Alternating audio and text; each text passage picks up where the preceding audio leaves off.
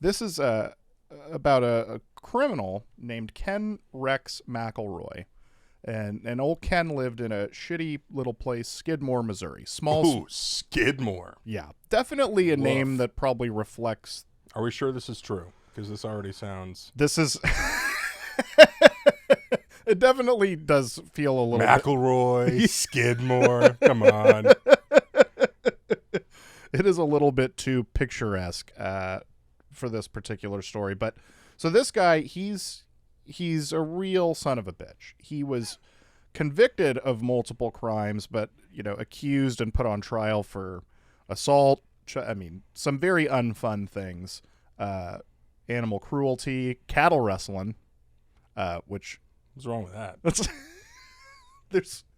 Okay, let's be fair. There's a lot of other felonies and like sexual assault and less fun things, but cattle rustling is another funny crime. Yeah, for sure. But he had been indicted a shitload of times and kept escaping conviction. And at one point had threatened to murder a shop owner and I think shot into his house. Oh, come on. So he was actually convicted of that attempted murder, but was out on bond. Okay. So he's back in town, and this guy's already escaped conviction like 21 other times. Jesus. When was this? This is 1981. 80. Oh, I was thinking 1881. How does the fuck does this happen? Oh, well, part of it is like in 19 anything. That's insane. Part of it is being in such a small town and Skidmore. Classic Skidmore. I mean, just you got to give it to Skidmore. Yeah. They are a real lunch pail kind of guy, and they always, they're always gonna be them. So after shooting at this grocery shop owner, the 70-year-old man. Wait, what? This was the guy he had attempted. Why?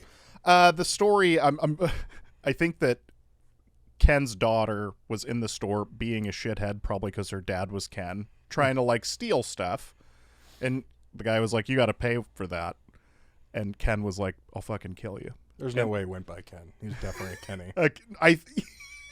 The thing is, on his Wikipedia page, it's Kenneth, which it's like, come on, man. Okay. No way. Kenneth is we could take the Neth off. Yeah, immediately. That's reserved for people whose wages have never been garnished. Take that out of there. But you're probably right. Kenny does sound right.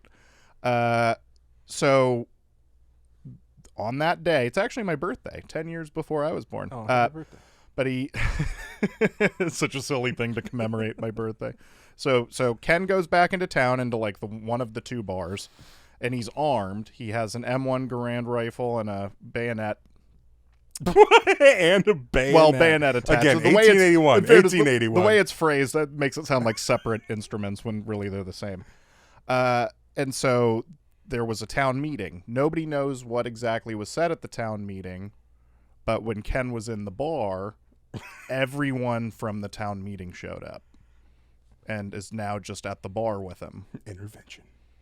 And Ken starts to get a little bit uneasy, and he goes out to his car, and he is shot dead from at least 4 different positions. Joe! So the town meeting was, guys, we got to get rid of Ken. Some people need to kill him. We got to get rid of Kenny. We gave him 24 chances. And then he tried to shoot old Earl the shopkeeper or whatever, and enough's enough. So they murdered this guy. The whole town basically witnessed it. And then the whole town goes silent. Oh, man. This guy must have been a piece of shit. Nobody ever says a word. Oh, my God. There's actually a documentary about it, and they interview the people that are very clearly the ones involved, but they never say enough to ever, give it away. And no one's going to, like, testify against them or, blah, blah, blah. Who would have thought the people of Skidmore would be wise enough to evade police investigation for decades? Like I said, lunch pail guys, real Joakim Noah type guys. Oh God, no. Oh, just at rivalry with the rest of the human race. Okay, so it's Skidmore against the world. You gotta come together in those moments. So yeah, they just totally plugged this guy, and nobody was ever. I don't even think that any individual was charged because they just had nothing really to go on. That's the night that the nights were now in Georgia. I think none of the weapons were found. You know, like I mean, this is rural. I'm sure they dumped him in the fucking river. It's not like, where'd they go? Cole, They vanished. Did you ever think maybe the cops did it? Like, that's one of those places, not like rural Alaska where it's like 2 cops for 600 miles, but it's fucking, there is not a lot going on. You're giving me up too there. much work, Kenny. Too much goddamn overtime. Just most of your days just driving from one incident to the other. And they're both Kenny. All right, well, I'll be out there in 4 hours, so keep the hostage alive until I arrive.